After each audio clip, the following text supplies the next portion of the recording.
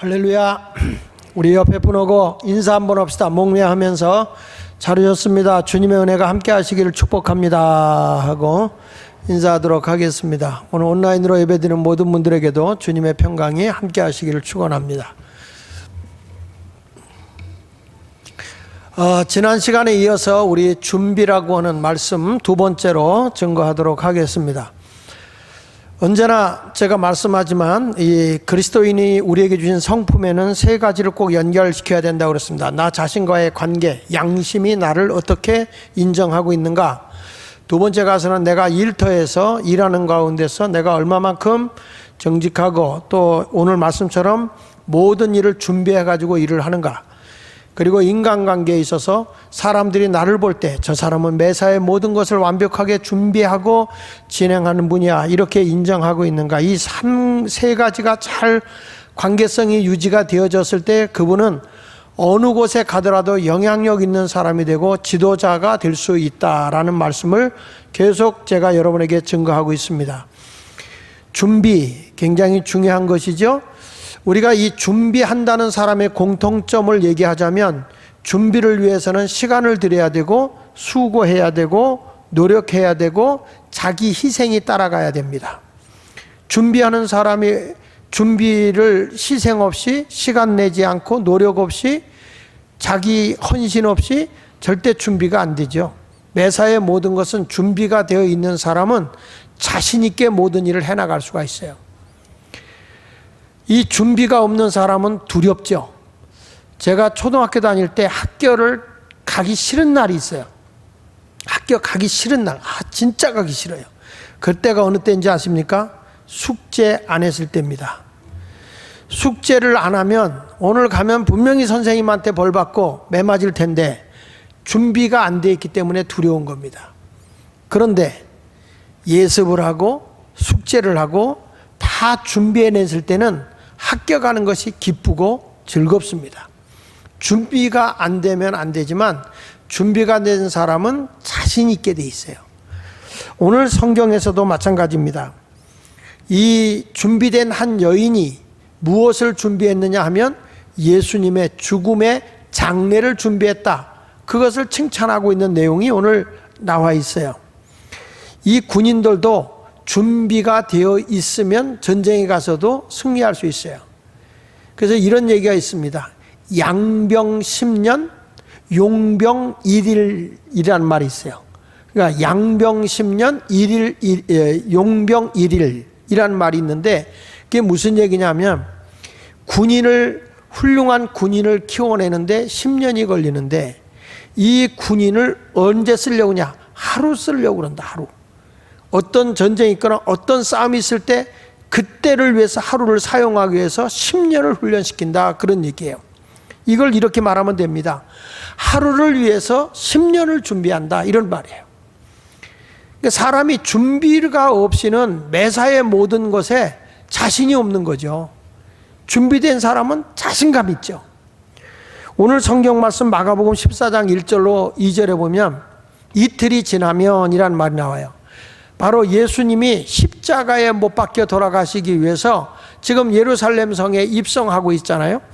근데 이틀이 지나면 유월절과 무교절이라 그랬어요. 유월절은 언제죠? 이스라엘 백성이 애굽에서 어린 양을 잡아서 문인방과 문설주에 발랐을 때 사망이 넘어가고 이 애굽은 사망이 왔죠. 그래서 애굽 사람들이 이스라엘 백성을 붙잡아 놓게 되면 하나님께로부터 재앙이 온다는 걸 알고 그를 이스라엘 백성을 해방시킨 거예요. 우리가 일제 36년 때 우리 노력으로 싸워서 해방된 것이 아니고 미국에서 거기다가 원자폭탄 투하하는 것 때문에 일본이 항복하고 우리가 해방받은 것과 같이 이스라엘 백성이 싸우고 노력해서 애굽에서 나온 게 아니고 하나님의 손길에 의해서 해방받아 나온 그 절기를 지키는 게 유월절이에요. 근데 유월절 전에는 누룩이 들어가지 않은 떡을 먹었다 그래서 무교절이라고 그러거든요. 그러니까 무교절과 함께 유월절을 지키는 그 절기를 상당히 크게 지켰습니다. 예루살렘 성전에 모여가지고 많은 사람이 예루살렘에 모여서 하나님이 우리를 애굽에서 해방시켰다. 하나님이 우리를 도와주셨다라는 것을 기념하고 축복하기 위해서 사람들이 모이는 절기예요. 이때의 유대교의 지도자들은 인류를 구원하기 위해서 이 땅에 오신 예수님을 십자가에 못 박혀 죽이려고 다 계획을 세우고 있을 때죠. 자, 그래서 마가복음 14장 1절 2절 같이 읽어보면, 이틀이 지나면 유월절과 무교절이라 대제사장들과 서기관들이 예수를 흉계로 잡아 죽일 방도를 구하며 이르되 밀란이 날까 하노니 명절에는 하지 말자 하더라. 자, 지금 예수님 주변에 그 어둠의 죽음의 그림자가 점점 다가오고 있는 때입니다. 저는 목회를 하면서 이런 정말 어둠의 그림자가 올 때에 얼마나 초조하고 두려움이 있는가를 알아요. 교회를 개척하고 교회를 시작하다 보면 교인들이 다 천사 같은데 실질적으로는 정말 회개할 사람들이 교회 오거든요. 그러니까 세상에서 환영받지 못하고 인정받지 못했던 사람들이 교회 오니까 아이고 집사님, 권사님 막 이렇게 대접을 하니까 그냥 뭐 자기가 주인이 돼가지고 자기 마음에 안 들면 목사 나가라고 그러고 내쫓는 은사가 있잖아요. 그러니까 저도 교회를 개척하고 초창기 때 나가라는 소리를 한 거의 약 20여 번 가까이 들었어요. 근데 하나님이 나가라고 그래야 나가지. 그런데 교인들이 모여 있어요. 자꾸 여기 모여 있어요. 그러면 교인들이 모여 있으면은 또 협작을 하는구나. 나 내쫓으려고 지금 계획을 세우는구나. 이런 것들이 다 보이잖아요. 그러면 그냥 못 본 척하고 지나가지만 제 가슴은 철렁철렁해요. 못 보여줘서 그렇지 내 이 가슴을 열어보면 거기가 다 지금 상처투성이요.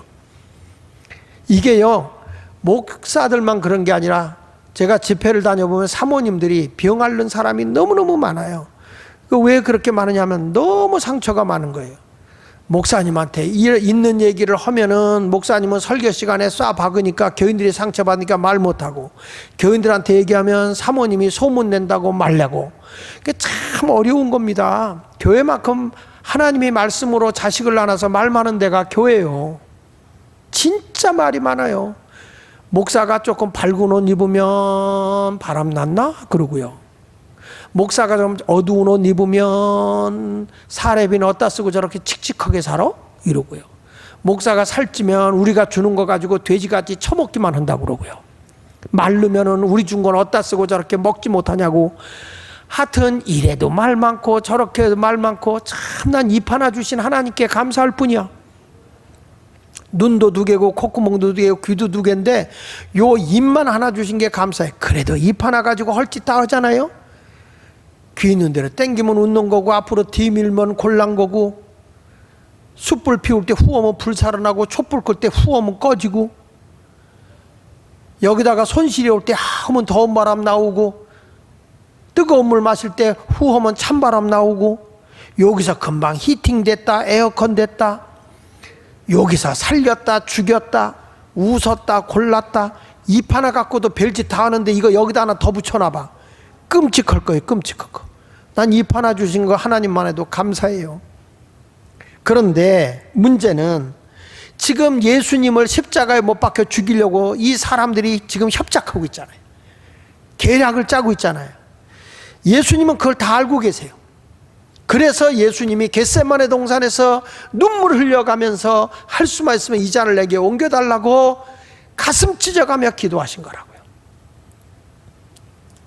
근데 예수님이 그걸 알면서도 주님이 원하는 그 길이기 때문에 십자가의 길을 가기 위해서 예루살렘 성에 입성해서 거기 베단이라는 동네에 시몬의 집에 들어갑니다. 이 시몬이라는 사람은 나병, 문둥병을 앓다가 고침받은 사람이에요.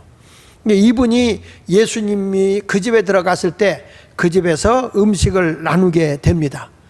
이때에 한 여인이 뒤로 와서 예수님에게 향유가 들어있는 옥합을 깨트려서 예수님에게 부어드린 사건이 일어납니다. 당시에는 은행이 없기 때문에 자기 재산을 어떻게 모으냐면 이런 옥합에다가 비싼 향을 그걸 이렇게 담는 거예요. 그게 자기의 시집갈 미천이야. 그렇게 재산을 다 모아놓은 거예요. 근데 이 여인이 옥합을 지금 들고 와서 그것을 단번에 깨트려서 예수님에게 부었는데 제자들이 막 막 뭐라고 야단을 치는 겁니다. 왜 허비하느냐? 왜 낭비하느냐? 야, 이게 값이 얼마냐? 약 300데나리온이 더 넘어. 300데나리온이라는 것은 그 당시에 하루의 노동자의 품삯이 한 데나리온이니까 이게 1년치의 월급이라고 보면 돼. 1년치 월급. 작은 돈이 아니에요.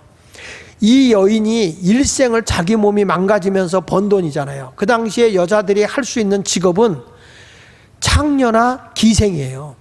그러니까 이 여인이 자기 몸을 무너뜨리면서 돈을 모아놓은 거라고요. 이 여인이 예수님에게 다가와서 눈물을 흘리면서 그 향유를 붓고 머리털로 예수님의 발을 씻기고 자기 입으로 예수님의 발에다가 입을 맞춘 사건이 일어납니다.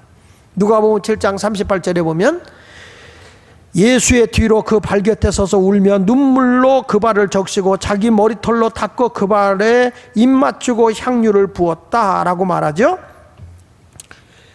이렇게 하는 것을 보고 제자들이 어떻게 하는가 보십시오. 마태복음 26장 8절에 보면 제자들이, 예수님의 제자들입니다, 보고 분개하여 이르되 무슨 의도로 이것을 허비하느냐? 도대체 왜 너희는 낭비하고 있어? 이거 가지고 가난한 사람에게 나눠주면 얼마나 좋을 텐데 라고 하면서 이 옥합을 깨뜨려 드린 여인을 책망하고 있는 것입니다. 이것이 오늘날 교회의 모습입니다. 누군가가 헌신하고 누군가가 힘을 써서 하려고 하다 보면 저 사람이 참 목사님한테 잘 보이려고 별짓을 다 하네, 그리고 쓸데없이 이렇게 물고 늘어지는 분이 계세요. 우리 교회는 그런 교인이 없는데 저쪽 교인들, 이게 문제라는 거죠. 어떤 분이 목장 헌금을 했어요. 근데 목장에서 예배드리다 10,000원을 낸 거야. 자기 집에서 예배드린 게 고마워서 10,000원을 냈어요. 근데 그때만 해도 10,000원이면 큰 돈이야. 이 10,000원을 내니까 그 지도하는 그 지도자가 이렇게 많이 내면 안 된다고.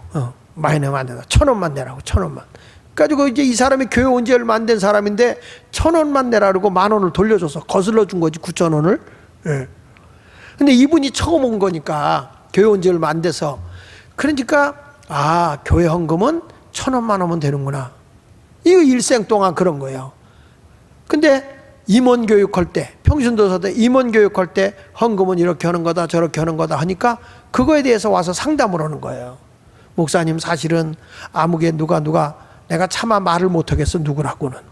근데 그 누가 이렇게 했습니다 얘기를 하길. 근데 나는 그게 옳은 건 줄 알았는데 오늘 말씀을 배우고 보니까 그게 아니네요. 그러니까 대부분의 사람들은 자기를 기준으로 하는 거예요. 하나님을 기준으로 하는 게 아니라 자기를 기준으로 이런 신앙생활을 하는 거죠. 이거 가지고 가난한 사람에게 주면 돼. 근데 사실은 그 말을 하는 사람이 교회 돈을 몰래 훔쳐가는 도둑놈 가룟 유다였어요. 예수님은 이렇게 말합니다. 왜 그 여자를 괴롭히느냐? 이 여자가 좋은 일을 한 거야. 마태복음 26장 10절에 보면 예수께서 아시고 그들에게 이르시되 너희가 어찌하여 이 여자를 괴롭게 하느냐? 그가 내게 좋은 일을 하였느니라. 지금 이 여인은 표면적으로 보면 낭비한 것 같은데 예수님이 보실 때는 아름다운 낭비라는 거예요. 너무 귀한 낭비라는 거예요. 예수님의 죽음을 준비한 여인이라는 거예요. 그래서 예수님이 하신 말씀이 이 여인이 행한 이 일은 복음이 전해지는 곳마다 기억이 되게 하라. 기념비적인 삶을 산 거죠. 성경 말씀 마태복음 26장 13절에 내가 진실로 너희에게 이르노니 온천하 어디서든지 이 복음이 전파되는 곳에는 이 여자가 행한 일도 말하여 그를 기억하리라 하시니라, 이렇게 말하잖아요. 그러니까 이 여인이 그 준비되어 있는 모든 것을 예수님에게 이렇게 드린 거란 말이에요. 그러니까 이것이 복음이 전해지는 것마다 이 여인이 행한 것도 같이 기억이 돼서 전해지게 하라. 기념비적인 여인이다 말씀하는 거예요. 도대체 이 여인이 왜 이렇게 예수님에게 인정을 받게 되었느냐라고 한다면 준비된 삶이었다는 거죠. 준비된 삶. 오늘은 그래서 준비라는 말씀을 여러분에게 증거하는데 무엇을 준비했냐? 첫째로 보면 자기 계산을 초월한 준비된 사랑의 표현이었다. 사랑의 표현. 여기 보십시오. 마가복음 14장 3절에 예수께서 베다니 나병 환자 시몬의 집에 식사하실 때 한 여자가 매우 값진 향유 그랬어요. 값진 향유입니다. 비싼 거예요. 향유고 순전한 나드 한 옥합을 가지고 와서 그 옥합을 깨뜨려 예수의 머리에 부었다라고 말하잖아요. 그러니까 뭐 이렇게 먹다 나면 찌꺼기가 아니고 이 여인의 일생에 자기가 모은 모든 그 값비싼 것을 예수님에게 부어드렸다는 거예요. 왜 이렇게 했냐면 그것은 계산하고 있고 따지고 있는 사람은 할 수 없는 거예요. 사랑을 하는 사람을 위해서는 내가 준비한 거 모든 걸 줘도 아깝지가 않아요. 써도 낭비라는 생각이 안 들어요. 우리 교회는 한번 신방을 갔더니 그 애기 아주 태어나면 입힐 베네옷하고 그 장갑하고 그 양말을 사놨는데 너무 귀여운 거예요. 이걸 목사님 이거 보세요. 이거 내가 시장에 나가 보니까 너무 이쁜 게 있어 사놨다는 거예요. 자기 딸이 6개월 뒤에 애 낳는다 이거예요. 6개월 뒤에 애 낳는데 그 아이를 위해서 이 친정 엄마가 예쁜 옷이 있으니까 그걸 사놓는 거예요. 난 그 모습을 보면서 성경에 이런 말이 나오잖아요. 하나님께서 너희가 이 세상에 태어나기 전부터 너를 사랑했다고. 하나님의 사랑이 내가 뱃속에 있을 때부터 하나님은 날 사랑했다는 거예요. 뭘 경험을 해봐야 아멘을 하는데 그 친정 엄마가 그 손주가 태어날 걸 생각하고 준비해 놓는 그 모습은 사랑하는 마음이에요. 사랑하는 마음. 사랑하는 사람을 위해서는 돈 쓰는 게 하나도 아깝지가 않고 낭비가 아니에요.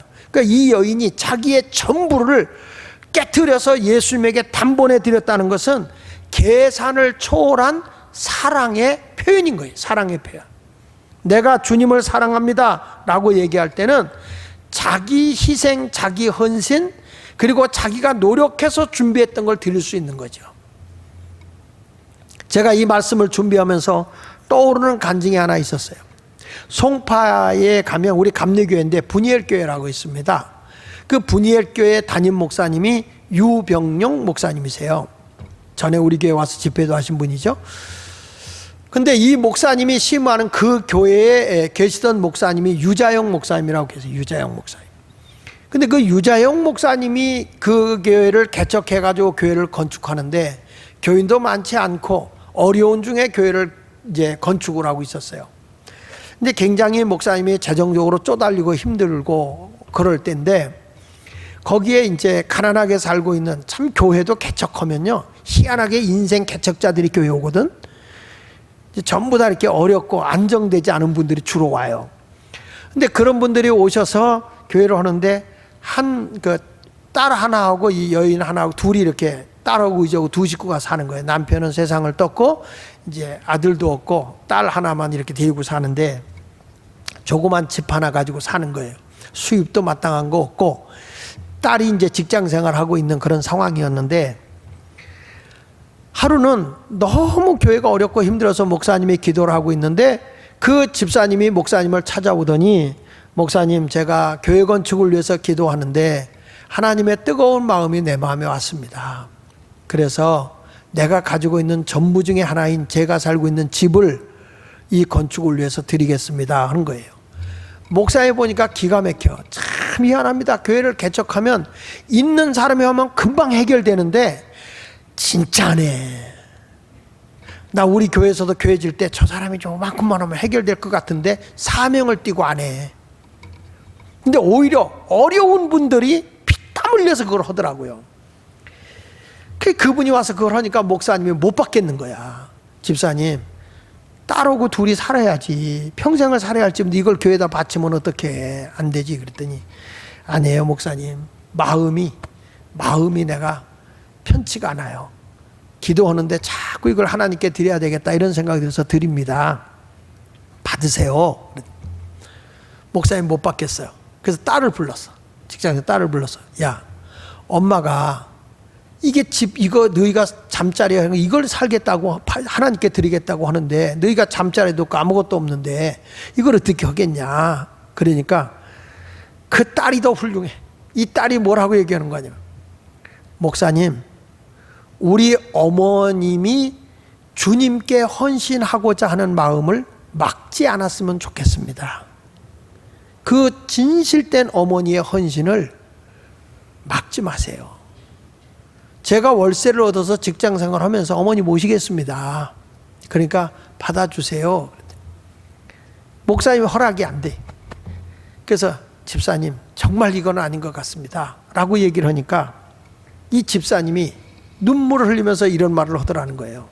목사님, 나는 내가 가지고 있는 것 중에 제일 싼 것을 하나님께 드린 거예요. 무슨 소리야? 당신의 전부를 지금 하나님께 드렸는데 뭘 싼 걸 드렸다는 거야. 목사님, 하나님이 내 생명을 요구하면 나 생명 드려야 돼요. 하나님이 내 팔을 요구하면 팔이라도 드려야 되고, 하나님이 내 눈을 요구한다면 눈을 파서라도 드려야 되는 게 그리스도인 아닌가요? 내 팔다리보다 내 눈보다 이 집이 하나님께 드리기가 제일 쉬운 거고 싼 거예요. 목사님 그렇게 하시고 받으세요.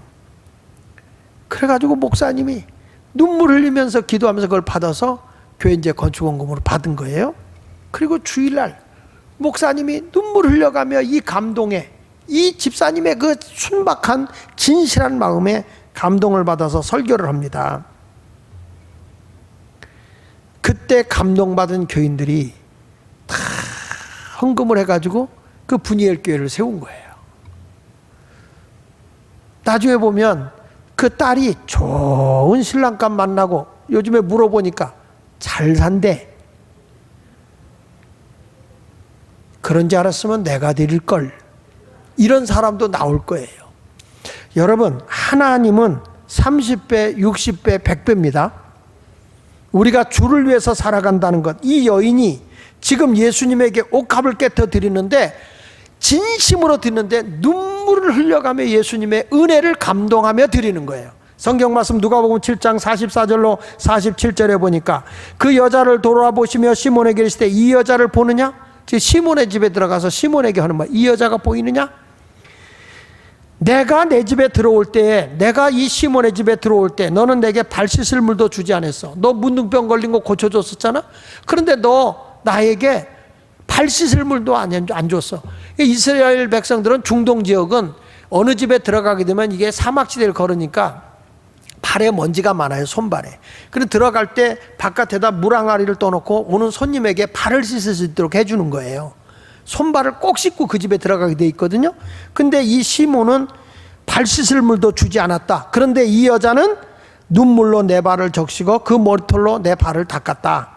너는 내게 입맞추지 아니하였으되, 이미 그 당시에 인사니까 이게, 그는 내게 들어올 때부터 내 발에 입맞추기를 그치지 아니하였으며 너는 내 머리에 감염유도 붓지 아니하였으되 그는 향유를 내 발에 부었느니라. 이러므로 내가 너희에게 말하노니 그의 많은 죄가 사하여졌도다. 이는 그의 사랑함이 많음이라.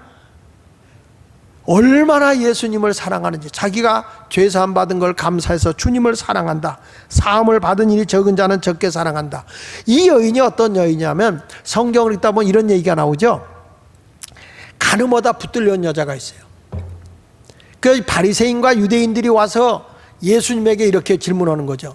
이 여인이 간음했습니다. 그러면 모세의 율법에 의하면 돌을 들어 이 여인을 쳐서 죽이는 게 맞습니다. 근데 당신은 잘못해서도 70번씩 7번이라도 용서하라고 하는데 이 간음한 이 여인을 용서해야 됩니까? 죽여야 됩니까? 라고 물은 거예요. 그러니 예수님이 용서해라 그러면 모세의 율법을 어기는 것이고, 죽여라 그러면 지금까지 하신 예수님의 말씀이 다 틀린 것이고, 이러한 곤란한 질문을 한 거죠. 근데 이거는 당시의 바리새인이나 사두개인들이 예수님을 모함하려고 한 거예요. 만약에 이 여인이 진짜 간음하다가 끌려왔다면 남자까지 붙잡아 왔어야 돼요. 근데 여자만 잡아왔거든. 그때 예수님께서 아무 대답도 하지 아니하시고 이런 질문을 던지죠. 너희 중에 죄 없는 자가 돌을 들어 이 여인을 쳐서 죽여라. 너희 중에 죄 없는 자가 돌을 들어 쳐서 죽여라. 모세의 율법에는요, 이는 이로 갚는 겁니다. 죄가 없는 사람을 돌로 쳐서 죽이잖아요. 그런데 내 죄가 나오죠. 그러면 그도 돌에 맞아 죽어야 돼요. 그러니 이게 얼마나 무서운 말씀이에요. 너희 중에 죄가 없는 자가 돌로 쳐서 죽여라. 그러니까 모든 사람이 돌을 들고 죽이려고 달려들다가 돌을 놓고 다 돌아갔어요. 이때 예수님께서 여인을 보고 이런 말을 하자. 너를 정죄하던 자들이, 너를 죽이려고 달려들던 자들이 어디 있느냐? 아무도 없습니다. 다 돌아갔습니다. 그때 예수님이 나도 너를 정죄하지 않는다. 다시는 이런 죄를 범하지 마라. 그리고 돌려보낸 여인이 이 여인이다. 이렇게 성서학자들은 얘기를 하고 있어요. 그리고 이 여인이 구체적으로 누구냐 그러면 예수님이 즐겨 가시던 베다니에 마르다와 마리아가 있잖아요. 예수님께 잘 식사 대접 잘하고 예수님 잘 모셨던 여인, 죽은 나사로를 살려줬던 곳. 거기에 이 마리아가 이 여인이었을 것이다. 이렇게 성서학자들이 보는 거예요. 근데 이 여인이 자기에게 죽을 자리에서 살려주신 그 예수님의 은혜, 그 예수님의 그 크신 사랑을 입은 여인이기 때문에 예수님을 누구보다도 사랑했던 것이죠. 그러나 여기에 보면 종교 지도자들, 바리새인이나 서기관, 사두개인들은 예수님께서 종교의 형식과 전통을 깨트려 버린다고 그래서 예수를 죽이려고 하는 것이고, 예수님의 제자들은 이 여인을 막 책망한 이유는 왜 그러냐면 예수님의 제자들은 예수님을 쫓아다니면서 사역을 했거든요. 열심히 일을 했어요. 그런데도 이 여인이 낭비한다고 막 책망을 하는 거예요. 이 종교적 지도자들이나 예수님의 일을 하고 열심히 사역을 하고 있는 제자들 두 군데에서 빠진 것이 하나 있어요. 그게 뭐냐면 사랑이라는 거예요. 사랑이 빠져 있는 거예요. 아무리 우리가 열심히 해도 사랑이 빠진 것은 울리는 꽹과리고 징과 같은 거예요. 시끄러운 소리에 불과한 거예요. 우리 주님은 사랑하는 사람이 되라는 거거든. 신명기 6장 4절로 5절에 보면 이스라엘에 들어가 우리 하나님 여호와는 오직 유일하신 여호와시니 너는 마음을 다하고 뜻을 다하고 힘을 다하여 내 하나님 여호와를 사랑하라. 하나님을 어떻게 사랑하라고 그랬어요? 마음, 뜻, 힘을 다해서 사랑하라는 거예요. 그런데 지금 이 여인의 사랑은 얼마나 최선을 다해서 사랑합니까? 자기 있는 모든 걸 다 힘써서 드린 거예요. 제가 기억나는 게 젊었을 때 아주 30대 초반 때 부흥에 간 곳이 저 전라도 땅끝이라는 마을이에요. 그때는 버스 타고 막 이렇게 갈 때인데 버스 타고 그 땅끝이라는 곳에 갔는데 제가 여러 번 그런 간증을 한 적이 있어요. 그 시골 교회에 조그만 교회고 뭐 먹을 것도 없고 정말 어려운 교회예요. 사모님이 목회하시다가 애들 이러다 다 굶겨 죽이겠다 그러고 애들 데리고 친정집으로 도망가 버리고 시골에 목사님만 계신 거예요. 가보니까 목사님도 건강을 잃어버려서 반을 못 쓰는 그런 목사님이셨어요.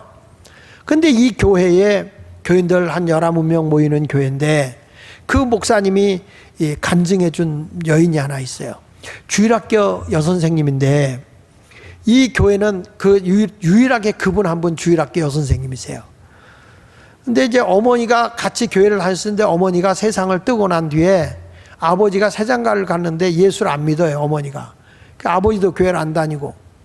그러다가 아버지가 야, 내일은 너 교회 가지 마라. 내일은 우리 집 논 벼베야 돼. 너도 가서 벼베고 엄마를 도와서 다 일해야 된다. 이 딸이 고민이 되는 거예요. 하나님도 사랑해야 되지만 성경에 보면 부모를 공경하라 그랬잖아요. 이 딸이 고민하다가 내가 안 가면 목사님 건강이 못 봐서 주일학교 몇 명 안 되는 아이들은 누가 가르치지? 이런 생각이 들어서 밤중에 나가서 벼를 베요.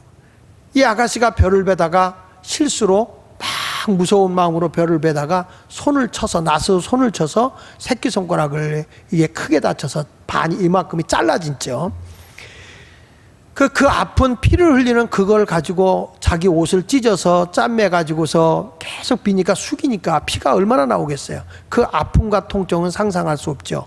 그래서 논두렁에서 막 신음하고 있는데 그때에 한 사람이 지나가다가 사람의 신음소리를 듣고 봤는데 그게 그 교회 집사님이셨어요. 땅끝 교회. 그 집사님이 야 보현아 너 왜 그러냐 그러니까 보현이가 사정 얘기를 한 거예요. 이 집사님이 너무 안쓰러워서 그 마음을 아니까 밤새도록 벼를 다 베어줬어요. 이 딸은 아침에 아침밥을 차려드리고 손을 묶은 채로 교회를 간 겁니다. 교회 가지 말라고 부모가 야단치지만 어머니 아버지 내가 어젯밤에 가서 벼를 다 베어놨으니까 가서 살펴보세요. 그래 아버지가 일찍 나가보니까 정말 논에 벼가 다 베어져 있는 거예요. 아니 얘가 언제 와서 이걸 다 했어 하고 아버지가 보는데 볕단마다 피가 묻어 있는 거예요. 그러니까 아버지가 깜짝 놀라서 교회로 달려가 보니까 딸이 손을 뒤로 하고 아이들을 가르쳐. 그 아이를 끌어서 애를 탁 끌어서 보니까 손이 새끼손가락이 중간이 없는 거예요. 아버지가 너무 속상해서 딸의 뺨을 때리면서 누가 널 들어 밤에 나가서 벼베라고 그랬냐. 이 딸이 한 얘기예요. 나는 하나님을 사랑해야 돼요. 마음을 다하고 목숨을 다하고 뜻을 다해서 하나님을 사랑해야 되고 그러면서도 부모님을 공경해야 되는 것이 성경이니까 난 부모님을 공경해야 돼서 이렇게 하다가 내 실수로 다쳤습니다. 아버지 후회하지 않아요. 용서해 주세요. 딸이 울면서 아버지를 붙잡고 얘기를 합니다. 그때 그 아버지가 네 엄마가 세상을 떠서 이 애비의 마음을 그렇게 아프게 하더니 너까지 이 애비의 마음을 그렇게 아프게 하냐. 딸이 아버지를 끌어안고 울면서 아버지 함께 예배드리죠. 그래서 그때 아버지가 눈물 흘리면서 교회를 다니기 시작한 거예요. 그때 그 목사님이 집회 때 저 자매가 그 자매예요. 나는 그때 집회하다가 양해를 구하고 성전에 가서 많이 울었어요. 왜? 야 주일학교 선생 빠질 수 있잖아. 그걸 해야 되겠다고 저렇게 희생하는데 목사인 나는 한 영혼을 위해서 얼마나 최선을 다했나 생각하니까 가슴이 아파요. 어찌 보면 지금도 제가 새벽기도 5시에 나오면 밤 10시, 11시에 들어가는 이유 중에 하나도 그것이 나의 자극제가 아니었을까? 이런 생각을 나름대로 해봅니다.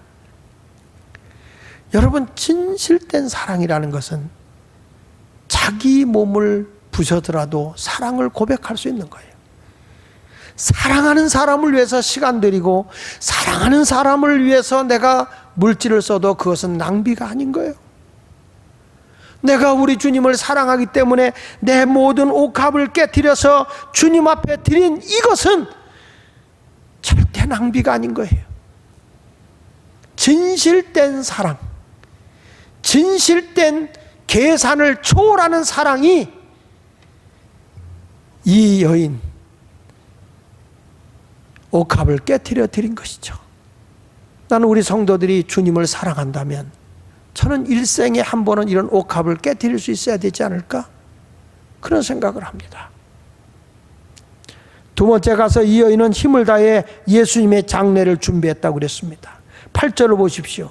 그는 힘을 다하여 내 몸에 향유를 붓고 내 장례를 미리 준비하였다. 이렇게 말하고 있어요. 예수님이 십자가에 못 박혀 죽고 난 뒤에 다른 사람들처럼 장례식이 없어요. 시체가 부패되지 않도록, 열대지방이니까 부패되지 않도록 저들에게 유황과 몰약 이런 것을 발라주거든요. 예수님에게 향유를 부었다는 건 뭐예요? 부패를 예방하는 거예요. 부패를. 이 여인은 이미 예수님의 그 죽음 앞에서 누구도 장례를 치르지 못할 걸 알고 살아계실 때에 장례를 준비했다는 거예요. 예수님은 그걸 알아요. 예수님은 이 땅에 그 죽음이 왔을 때 겟세마네 동산에서 피땀 흘려 기도하면서 아버지 뜻을 위해 살아가기를 원하며 준비 기도를 했어요. 아브라함은 독자 이삭을 제물로 드릴 때 장작을 준비하고 이른 아침에 모든 걸 준비해서 하나님 앞에 이삭을 드리러 올라가는 모습을 보게 되지 않습니까? 이렇게 준비된 사람은 언제나 영적 생활에 승리하는 것을 보게 됩니다. 우리는 봉사하고 헌신하는 가운데 주님의 사랑함이 가득하고 예수님의 장례를 준비한 여인같이 우리도 영적으로 준비된 그런 그리스도인의 삶을 살아갈 수 있는 성도가 되시기를 축원합니다. 8절 상반절을 다시 보면 그는 힘을 다하여 내 몸에 향유를 부었다라고 말씀하고 있어요. 힘을 다하여. 모세는 자기 일생을 짚어주고 가는 지팡이를 가지고 하나님의 사역에 들여져서 썼어요. 다윗은 자기가 가지고 있는 재능의 물맷돌을 깨트려 하나님의 사역을 위해 나가서 그걸로 골리앗을 물리쳤어요. 어린아기는 마른 떡 마지막으로 먹고 죽을, 마지막에 그 자기가 먹으려고 아꼈던 보리떡 5개, 물고기 2마리를 깨트려 주님에게 드렸어요. 그것이 오병이의 기적을 일으켰어요. 사르밧 과부는 자기 아이와 함께 마지막으로 먹고 죽으려고 했던 작은 양식을 깨트려 하나님의 종 엘리에게 드렸을 때 흉년이 끝날 때까지 양식이 떨어지지 않는 기적을 경험했어요. 로마서 12장 1절에 보니까 그러므로 형제들아 내가 하나님의 모든 자비하심으로 너희를 권하노니 너희 몸을 하나님이 기뻐하시는 거룩한 산제물로 드리라. 이는 너희가 드릴 영적 예배니라. 내 몸을 드리라는 거예요. 지금 사순절 기간입니다. 피곤한 거 압니다. 여러분들이 예수님의 그 죽음을 준비한 여인같이 우리가 부활을 준비하기 위해서는 이 사순절 예수님의 십자가의 고난의 길을 걸어가는 그 기간을 나도 시간의 옥합을 깨트려 주님 앞에 기도로 드릴 수 있어야 됩니다. 물질의 옥합을 드리고 하나님이 내게 주신 재능을 주님께 드릴 수 있는 그런 옥합을 깨트릴 수 있는 마음이 내 속에서 나와야 되는 거예요. 예수님은 이것을 준비하라 라고 말씀하고 있지 않습니까? 제가 한 가지 간증만 하고 말씀을 마치겠습니다. 우리 교회를 개척하고 몇 년 안 돼서 우리 교회 재무부장님으로 계시던 이인삼 집사님이 폐암으로 세상을 뜨게 됐습니다. 우리 교회 1호로 천국에 보내신 집사님이세요. 그 부인이 박연자 장로님이시죠. 하나님 나라 가셨지만 그 박연자 그때 집사님이실 때예요. 우리 박미자 권사님의 형부입니다. 형부. 일부 예배 때 아들이 왔었어요. 그 아들이 예배 드리는데 내가 그 간증을 했는데 우리 이인삼 집사님이 폐암을 앓고 이제 다 이제 돌아가시게 됐어요. 집에서 죽음을 맞이하게 됐는데 저한테 와서 전화가 왔어요. 저는 이 폐암이라는 게요, 정신이 말똥말똥하면서 숨을 못 쉬어서 죽는 게 폐암이더라고. 전화 와서 호흡을 가쁘면서 목사님, 제가 오늘이 마지막인 것 같은데 목사님 오셔서 예배 좀 한번 봐주시죠. 직접 본인한테 전화가 왔어요. 그래서 알겠습니다. 새벽기도 끝나고 6시에 가겠습니다. 그랬더니 알겠습니다 하다가 새벽에 전화가 왔어요. 목사님 9시에 오세요. 9시. 알겠습니다. 그래서 이제 9시에 제가 신방을 갔어요. 가보니까 벌써 눈에 초점이 다 흩어져 있어요. 이분이 힘없는 말로 저한테 이런 말씀을 하세요. 목사님, 주님이 날 오라고 한 시간은 8시였어요. 근데 그때 내가 일부러 잠을 안 자고 목사님 뵙고 가겠다. 그래서 9시까지 기다린 겁니다. 내가 보니까 호흡이 굉장히 가빠요. 그래서 얼른 임종 예배를 드렸습니다. 예배를 드리고 났는데 이 집사님이 뭘 하나 나한테 주는데 서류를 줘요. 이게 뭡니까? 그랬더니 목사님, 제가 묻힐 무덤자리입니다. 여기다 저를 묻어주세요. 제 아내 무덤도 여기다 사놨습니다. 근데 여기가 어딘지를 알고 어떻게 가냐? 그랬더니 우리 교회 정한근 집사님을 자기가 데리고 가서 알려줬기 때문에 목사님 같이 가시면 됩니다. 알겠어요? 그러더니 또 사진을 주면서 이걸로 제 영정을 해주세요. 잘생겼었어요. 그 집사님이 완전 외국 사람 같아요. 코도 어떡하고 눈썹도 진하고 너무 잘생기셨어요. 그러니까 너무 잘생기면 하나님이 일찍 잡아가요. 근데 이 집사님이 이거로 내 영정을 해주세요. 그러면서 목사님 제가 쌀 몇 가마니 사놨거든요. 왜요? 교인들이 나 죽은 후에 오거든 내가 마지막으로 우리 교인들을 대접했다. 꼭 밥을 먹고 가게 해주세요. 그러면서 통장을 주면서 목사님 이걸로 장례를 치러주시죠. 참 교회 일도 잘하고 어려울 때 교회 살림을 다 해주신 분이거든요. 알겠습니다. 그러면서 이분이 목사님 제 아이들도 세상을 잘 모르고 제 아내도 장사밖에 한 게 없어요. 그러니 제 아내를 목사님이 잘 좀 이렇게 거둬주세요. 알겠습니다. 그리고 이제 임종 예배를 하고 난 그런 사람 처음 봤어. 진짜 깨끗하신 분인데 손을 자기 배우에다 올려놓고 다리를 자기가 모으고 그렇게 하고 숨을 몰아쉬다가 손을 탁 떨어뜨리고 하나님 나라 가셨어요. 근데 그 숨 넘어가기 직전에 한 말이 있어요.